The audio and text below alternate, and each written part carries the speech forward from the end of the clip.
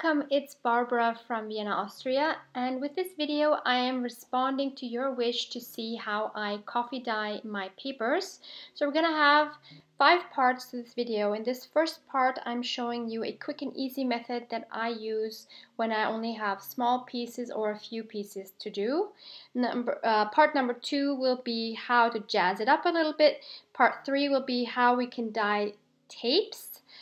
Part 4 is how does that work on other papers, and part 5 will be trying what SIGITA does. So in this first part you saw I put in, I think it was 3 teaspoons of coffee, and this is the cheapest kind of coffee that I could find. And this is a fairly big cup, so I mixed it up, and then after it was cooled down, I'm now using my my brush sponge to apply it to my papers. And one tip or one note of advice for me is please wait till the coffee is at least cooled down a little bit if you are using a sponge brush, because if you put it in the really hot water, the glue in the sponge brush might come apart, which is what happened to mine. But I was able to glue that back together. But just for some advice, it's better to have it cool down at least a little bit. So here I'm also using this method to dye some envelopes. So the first 2 envelopes you just saw were some newly bought ones. Here I have 2 used envelopes that came in the mail. They're also with windows. And what I noticed here while doing that is that the glue around the window did not like the water as much. So you can already see it here. It kind of pulled the paper together and made wrinkles around the window. You will see that better once it's dry. But just to note that as well. So I'm going over the back sides here. Then of course you can coffee dye your doilies as well. And there are different qualities to these, and some are thinner and some are thicker.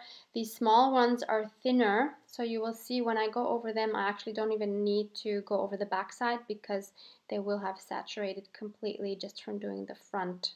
Whereas the bigger ones, I had to turn around to coffee dye them on the other side. And I will show you how all of these will look once they're dry. And of course you can do all of this with tea as well. But I started off dyeing with tea when I started off a few years ago. And then I just switched to coffee because with the tea I kind of never knew how many tea bags to use, and it seemed to take longer, and I don't know, I kind of never got the color I wanted, so I switched to coffee dyeing. Although I do understand some people, I think, don't like the smell of coffee, or also they like the more reddish tone of the tea, which I totally understand. So here, as you can see, I am dyeing some Rolodex cards. So anything that is white that you want to add to a vintage style project or journal, you can dye this way.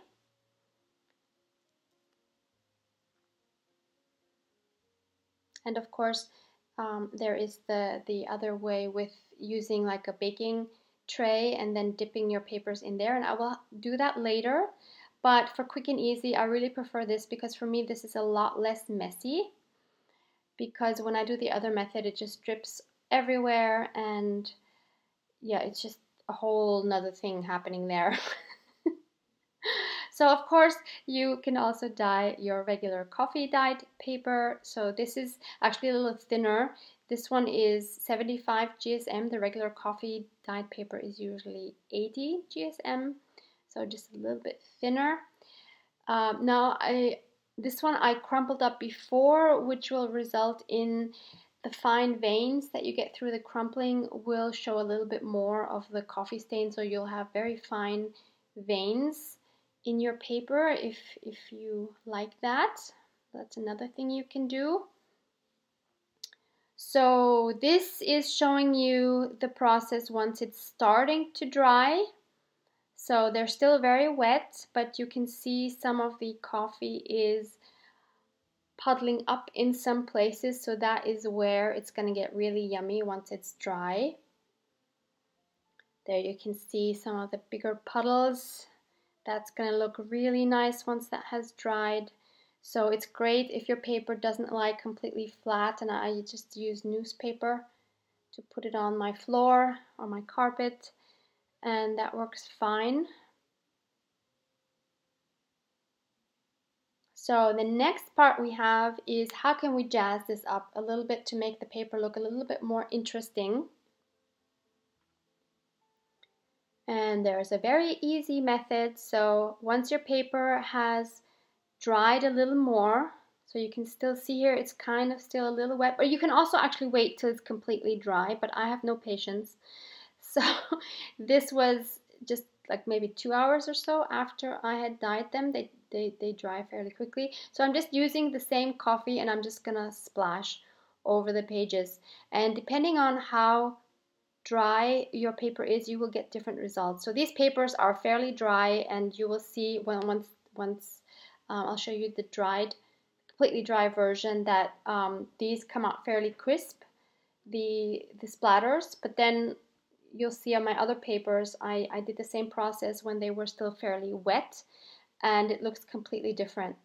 So on all of these, they were quite dry when I did the splattering.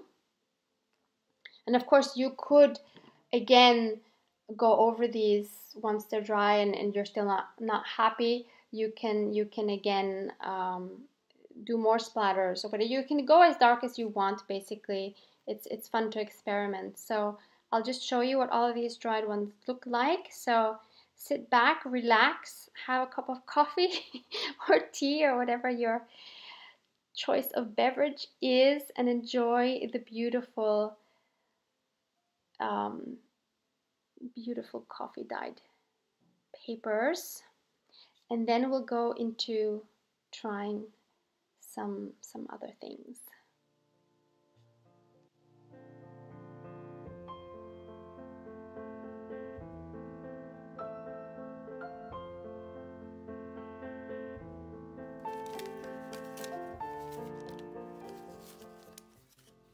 And I know you're going to enjoy the crinkling sound of the paper. Isn't that just music to the ears?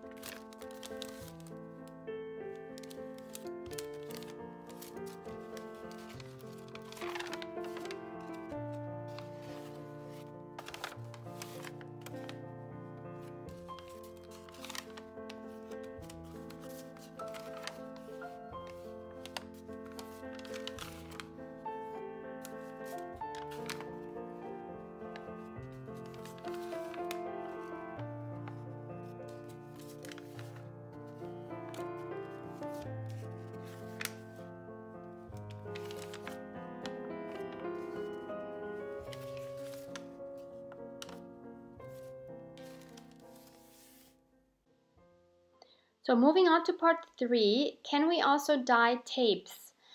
Now I'm going to try some dyeing with masking tape and some, I don't know what the other tape is called, you'll see later. Let's start with the masking tape. You can also dye the normal clear tape, and I'm pretty sure I've seen SIGITA do this with alcohol ink, but I don't have alcohol ink, so I tried that and that didn't work. I showed that in a previous video. So maybe you can find it on her channel. I could not find her video anymore for some reason. I'm pretty sure it was SIGITA. And so I thought, let me try the technique with, because I tried it with with tape and putting clear gesso on it, and yeah, the result was all right, but not great. So I thought, okay, let's try masking tape. Actually, one of my wonderful viewers suggested masking tape, so this is what I'm doing, and I'm using ink, like regular calligraphy ink. The color I used here is sepia, and it's from the French company Sennelier. And I could not find this on Amazon.com. So yeah, I did buy this locally, but you can probably use any kind of like regular ink, and it would probably be even fun to experiment with different colors. So now with the second set of tapes, I decided to try to just use the coffee stain or the coffee dye. So we'll see how that turns out once it has dried. And now I'm using this kind of, I have no idea what it's called. I guess you use this mostly in construction. I found that at one of the shops where you get like whatever you would need to, I guess, build a house. I don't even know what you call them.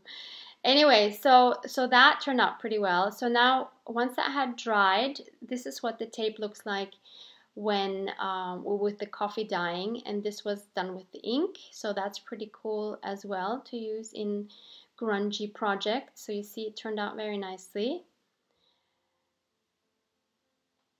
So that was the original, and that's what it looks like once I used the ink on it.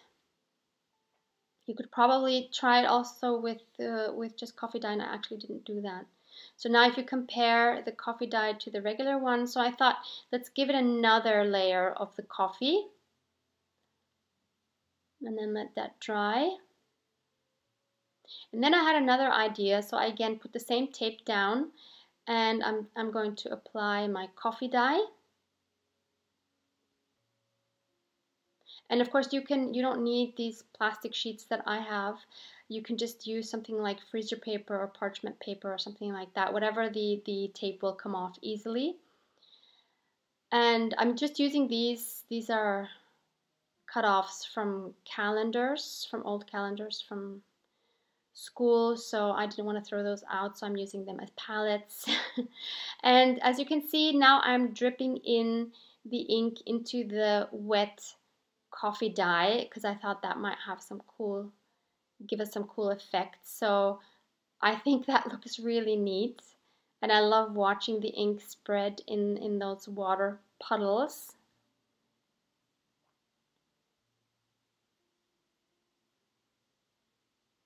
I think that's absolutely beautiful. Maybe that's just me, I don't know.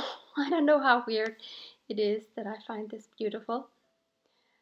So then I decided to tilt it a little bit to let it run a little to see what that would look like.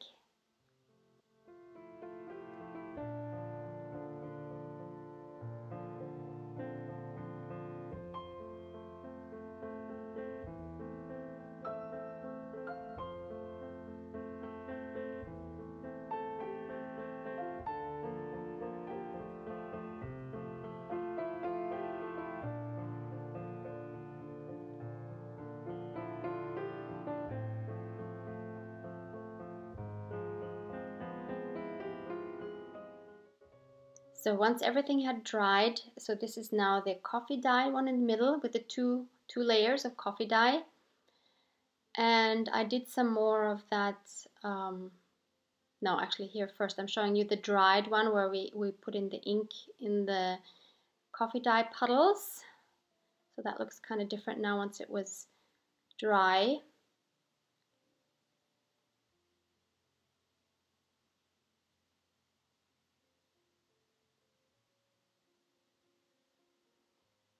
And this was the grid mesh kind of tape, so you see you can get various deepness of color as well, depending on how much is on your brush. And some more of the ink dyeing of the tapes. Moving on to the next part, we'll see if that dripping method with the ink works on the regular paper and what that would look like as well. So using my sepia again, we're just gonna drip onto the paper into those puddles. And look how cool that looks when it spreads. I love this so much. A little bit closer view here. It looks so cool. And once these are dry, they will look so amazing. You will see later.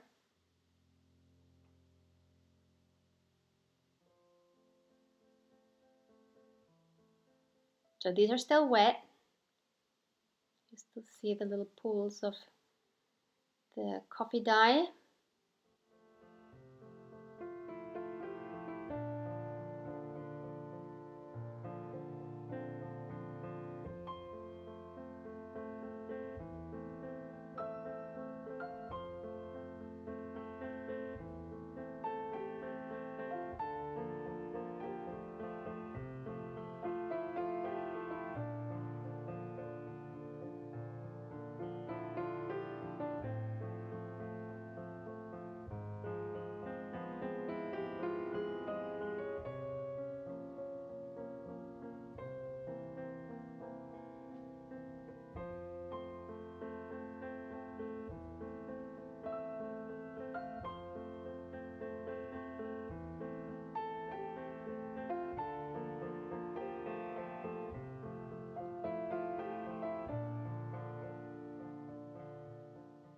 Okay, now we're going to try what SIGITA does in her videos. I will link her video down below. It's just like a 5-minute quick video.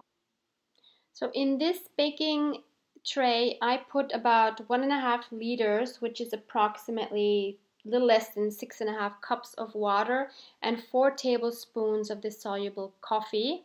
Now this is a fairly light mixture. I wanted to start off with that first. So what she does is she saturates the paper first with the dye, and then she crumbles it up. Don't do this too lightly because otherwise it'll tear a lot when you take them apart again once they're dry. And yeah, then you just crumple them up and you just leave them to air dry until they are completely dry, and then you get a really cool pattern actually. And so that is what I wanted to try here. I'm trying this for the first time. I anyway always in the meantime let all my dyed papers air dry rather than putting them in the oven. I used to do that, but it's actually totally not necessary if you can wait. That's the big challenge. Can you wait for it to air dry? Then they will get just as, you know, they still have that beautiful sound they have after they're in the oven, this crinkly sound, and they're actually easier to flatten. And I just flatten them usually with books instead of ironing them.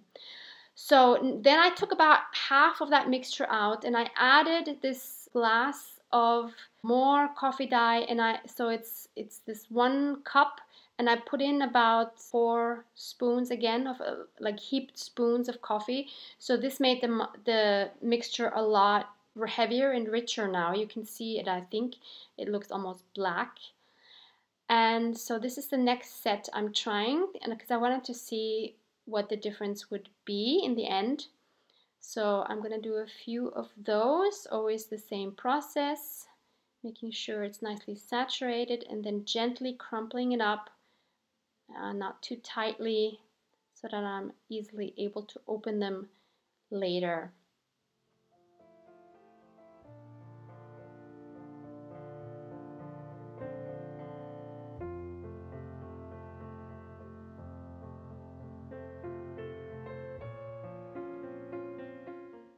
this is what they looked like on the paper while they were drying. So this is the beginning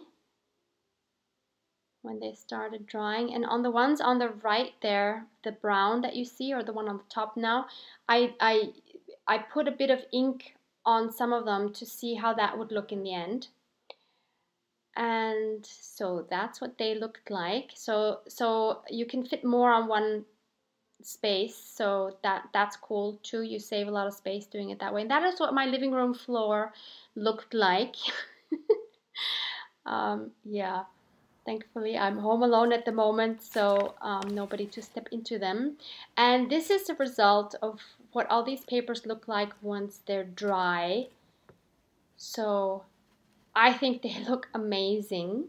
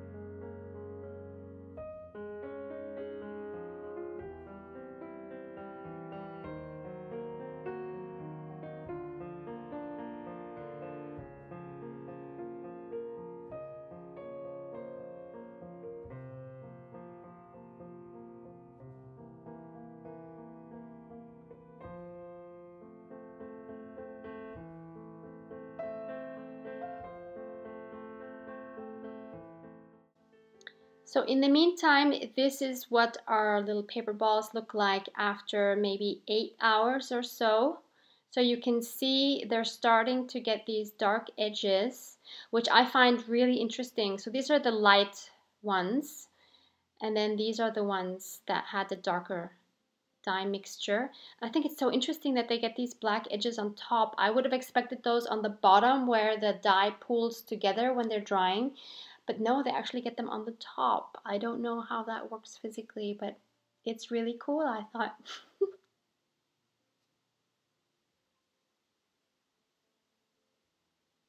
Okay, then the next day we will see what these will look like once we open them. So they have completely dried. And we're going to gently try to open these. So these are the ones with the light mixture. And you really have to be careful not to tear your paper. I didn't tear a lot of mine, so I was quite happy with that. Just a couple of tears. So that is the light version.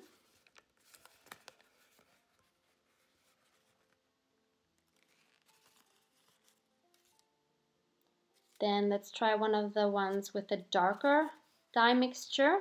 So you see here already the edges do look darker.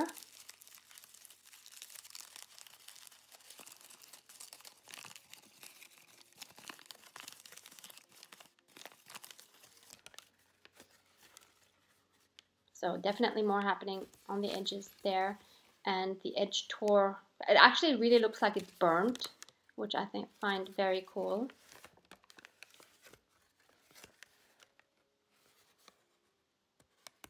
Beautiful effects there. And now let's try one of the ones where I added the ink. You can see some of the parts are shiny from the ink.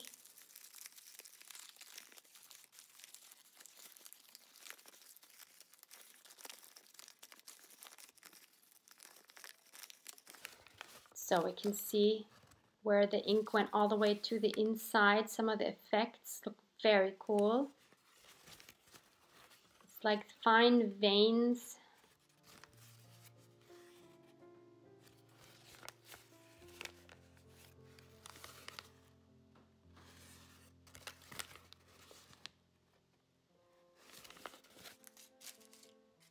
Let's try another one of those with the ink. That one looked like it had a lot of ink on it, so I wanted to check that one. These are kind of like, you remember the quote from Forrest Gump, like life is like a box of pralines, you never know what you're gonna get, something like that. Well, I was thinking the same thing with these paper balls. Like life is a coffee dyed paper ball, you never know what you're gonna get. It's like Christmas opening these up. I find it so nice to open these and then to see for the first time what it looks like inside. So this one it looks pretty crazy and pretty cool. I love how this one turned out. So much goodness here to look at. So in the next step is I'm going to show you what they look like once I have ironed these. So as I said, usually I don't iron them, but these were so crinkly that it would have been hard to use them in journals or in other projects. So I decided that to actually be able to use them better, I should iron them.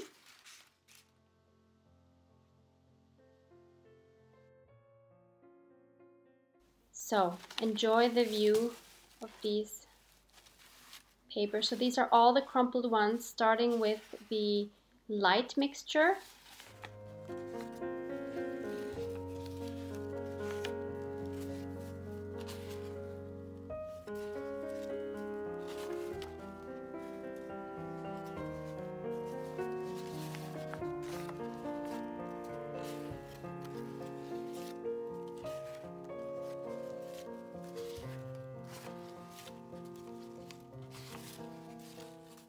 Moving on to the darker mixture. You can see there's more going on here, especially around the edges, but also moving in towards the center of the paper. These are absolutely gorgeous. So I think you will have to experiment on your own with how much coffee you want to put in there. I think for these balls to be effective, you probably should put in more than you would usually. Even if you usually use a lot to coffee dye your papers, you probably should put more if you're going to use these techniques to get really interesting results. So these are the ones then with the added sepia ink. These were a little bit more tricky to open up because the ink tends to be just a little bit sticky, but it was okay. You can see I still don't have a lot of tears. This one has a few, so this was this crazy one that you saw me opening at the end. I'll have to think about how to use that one, maybe more for collaging or something like that. Yeah, so I hope this was what you were looking for, and hopefully gave you some new ideas. So thank you so much for watching, and hope to see you in the next one. Please subscribe if you haven't, if you want to see more of my videos, and give it a like if you enjoyed this. Thank you. Bye.